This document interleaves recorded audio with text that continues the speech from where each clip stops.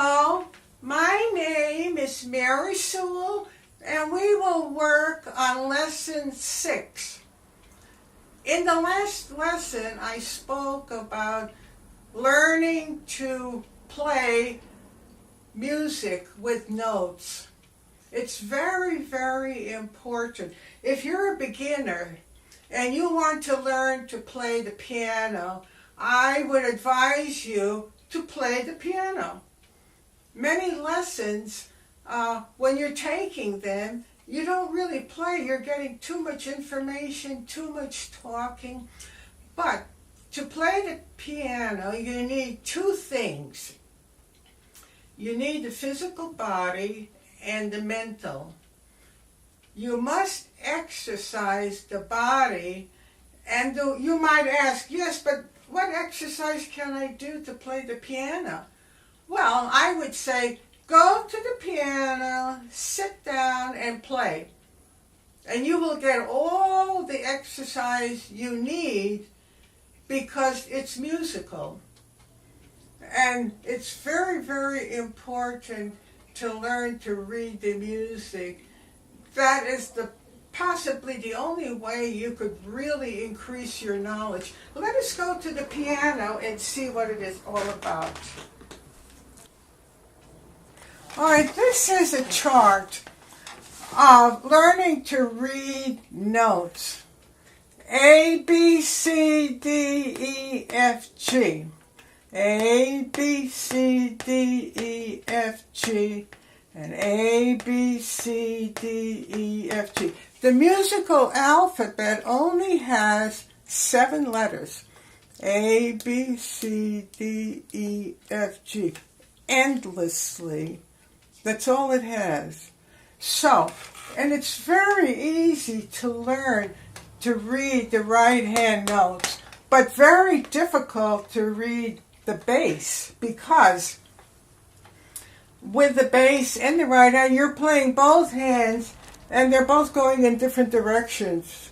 So it's extremely difficult. But we've been playing for 5 months now, and we only use the right hand notes, and we stay in the key of C. And we also use the 3 primary chords, the 1, 4, and 5. Every scale has its primary chord. The reason these 3 chords are so important is that they encompass all of the letters of the particular scale you're working with. And we use that for all of our lessons in the bass. And then we found out, well, those chords we've been using, these special chords, they are actually bass notes. So we were learning both at the same time without realizing it. So now we will continue using those 3 chords. Now suppose you decide that you would like to play the mandolin. Well, you may not know anything about the mandolin, but when you open up the book and you decided possibly, I don't want to have to learn all of those notes, let's forget about it. But then if you want to learn another instrument and you open the book, and what do you see? How to read music. In other words, you could not play this book unless you go back to the beginning and learn to read the piano notes. Because you apply whatever you learn from the piano into whatever instrument you're interested in. So, if you escaped learning the notes at this time when you first started, and you might be a mile ahead but a mile back because you can't read notes, you can't read music, you don't know anything about this book. But if you learn to read the music and you open the book, it tells you you must read this whatever they have printed here. So then you turn the page, and what do you see? You see music, piano music. It's the same piano music that you do play your instrument. But it is also the mandolin music, or the guitar, or the banjo. It's all the same music. Good. So now, I open up this mandolin book. I don't know anything about the mandolin, but I could play this song. And then I look and I say, oh, I know this. This is middle C, middle C. This is an E, and a G. So I'm reading notes, and then I find out that I could actually play this mandolin book.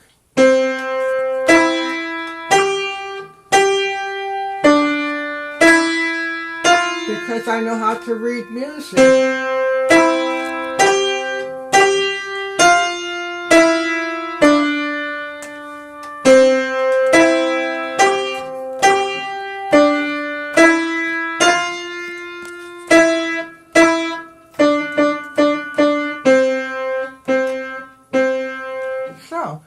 Because I decided to learn how to read music, then I'm able to play this.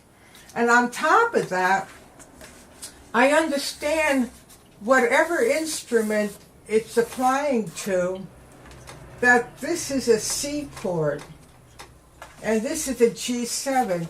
And then if I look at the book, I find out that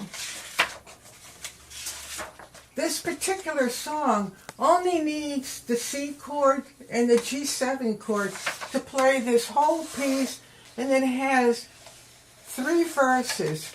I mean, if you get a job, say in the summertime at a child's camp, you could learn to play that mandolin with those 2 chords, and you could play this whole song and teach the children how to sing it. And then I will play the mandolin chord. This means the G7 the mandolin plays, and it goes back to C. This slant means you play the chord, and then you could sing the song.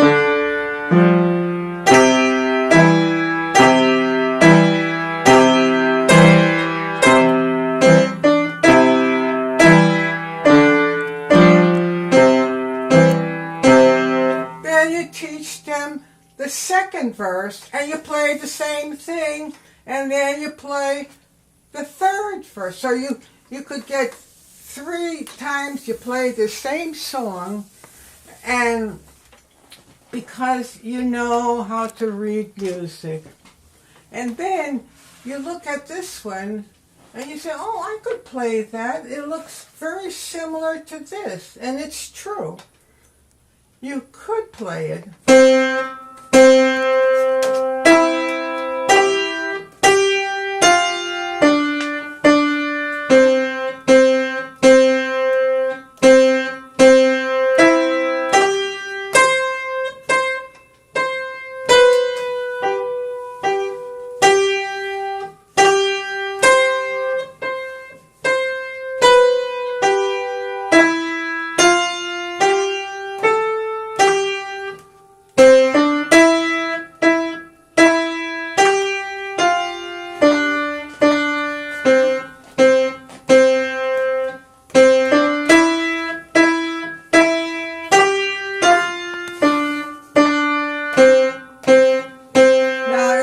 this one here has the same 2 chords. So even though maybe you never played the mandolin, you could just put your fingers on. You could even learn another instrument on your own. All you do, you look at the mandolin, and it tells you what fingers to use. They don't count the thumb. They count 1, 2, 3, 4. And you learn to play, and they show you where those 2 chords are. Here's the C chord, and here's the G7. So if you were, say, at this summer camp, and you had a mandolin, you could play.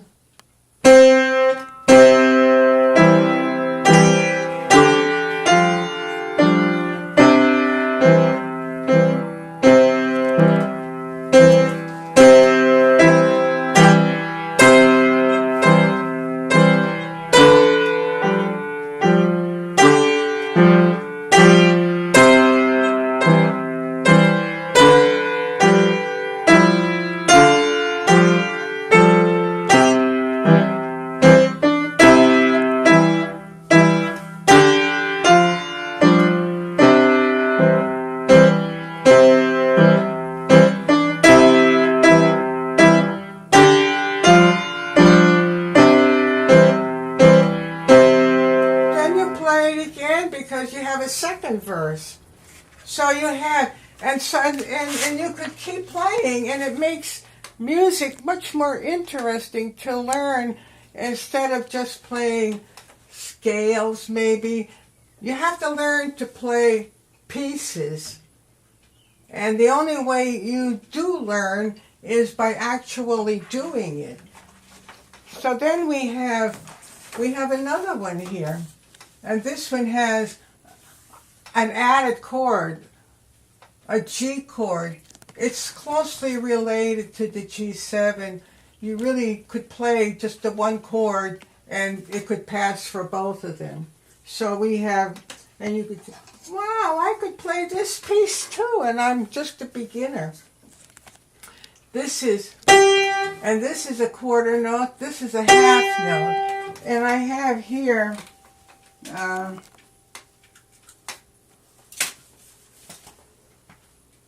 well, if you go to the previous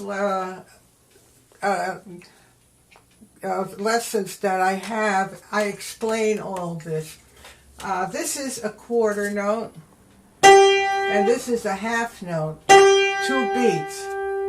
And this is 1, 2, 3, 4, 1, 2, and that's a tie. That will explain it if you go back to the other lessons that I gave.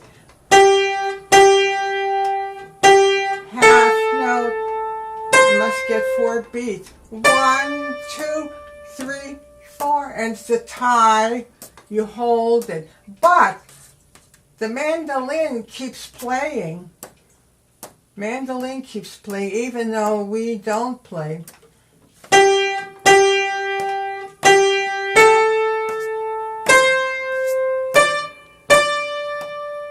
And the mandolin keeps playing.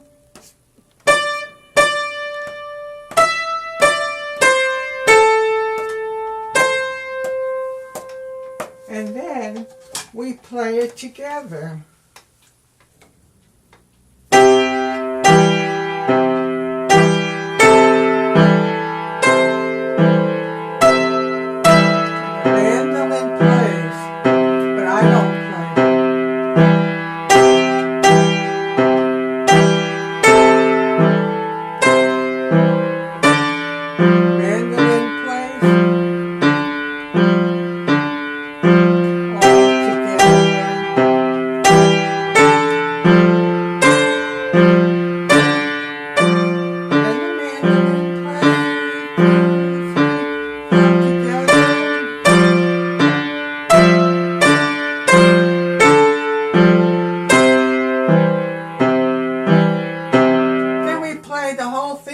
Because we have 2 more verses to go with that.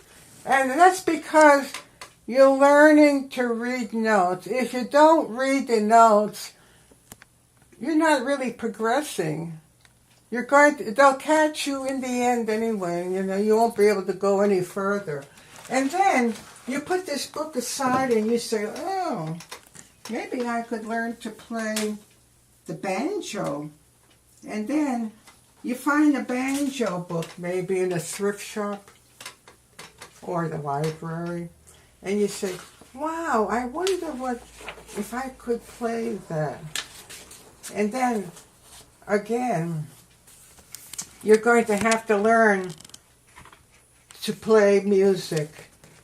You have to know what a major chord is, a dominant seventh chord, and so on and so on. And you learn that through the piano. And then you open up a banjo book. You don't know anything about the banjo, but what you do see are notes that are music, they're piano music. And then you say, wow, I know this note. And you look at the chart, which you should copy because you'll appreciate it later on. The C chord, F-A-C. It spells face. That's a C. This is a D, and you'll find that in the other lessons that we gave, and you'll understand it. So, and then you find out that this C belongs to this C here. So, you play this. D, E, C, D, E, C, E, F, G. You're already playing the high notes.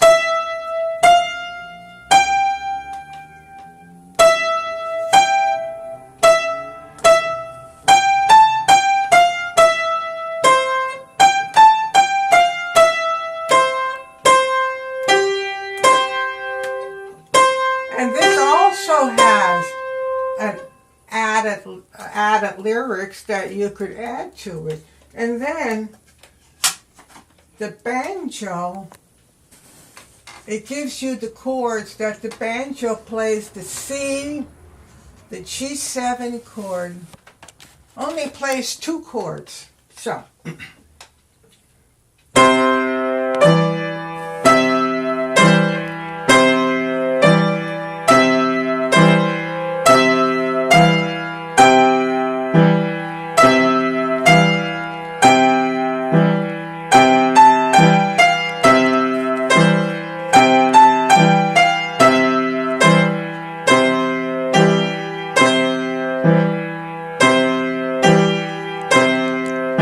So you play it 3 times because it has the lyrics to it.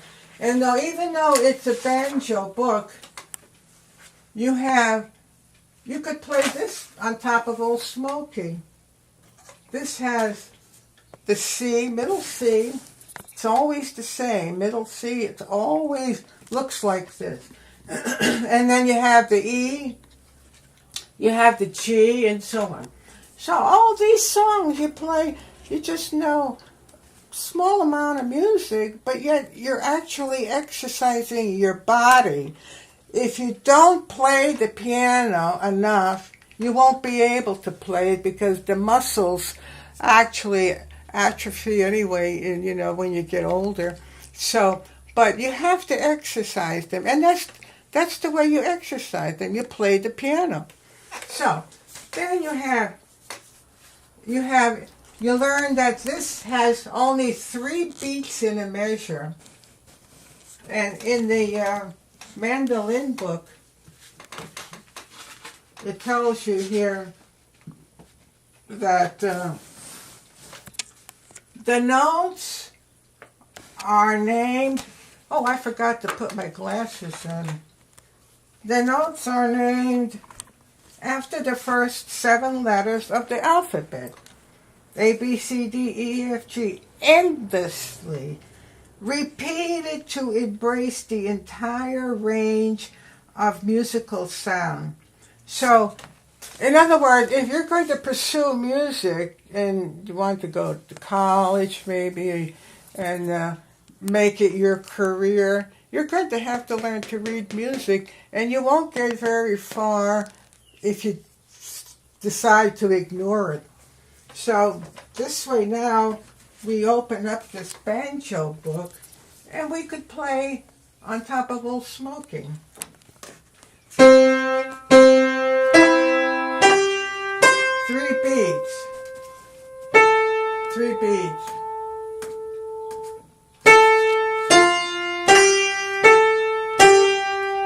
And this is a tie. You hold it, but the banjo plays.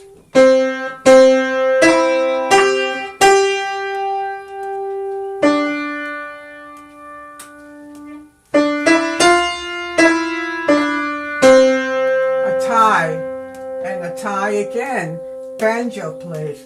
You learn all of this. At the same time, you're doing everything all at once. That's what makes it difficult. You have to learn how to play with your fingers, which finger to use. And the only way you'll learn is by playing. And not too much talking. Now I'll play it with the banjo, you might say. And here's the lyrics. A thief, he will rob you and take what you have. But a false-hearted lover will lead you to your grave.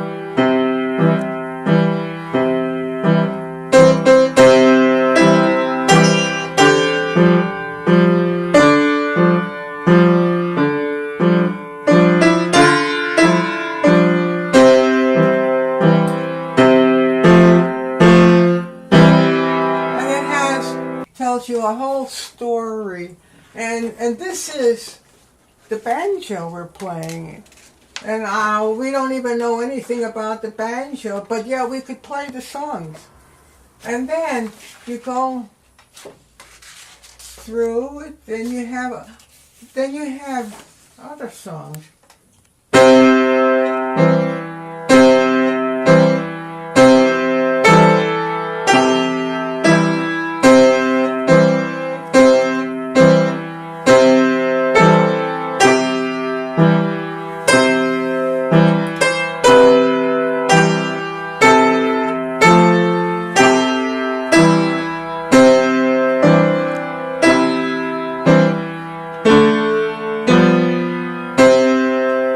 This song is, Reuben, Reuben, I've been thinking, what a queer world this would be if the men were all transported far beyond the northern sea. And then Rachel says, she answers, Rachel.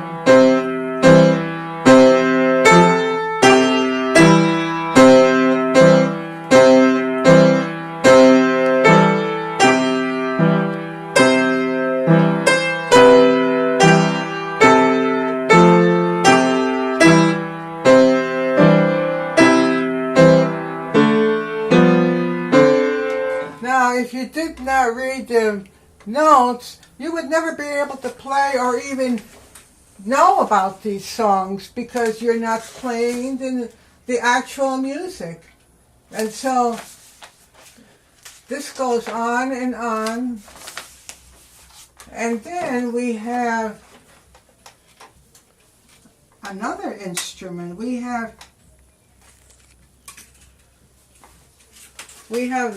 a guitar book. I introduced this in the last lesson. And you might not know anything about the guitar, but again, you'll be able to play all these songs. And in due time we will. Alright, this is the Case song. This came from a guitar book. And when I play it, it will look like this in printed guitar book. But it's the same song. It's exactly the same.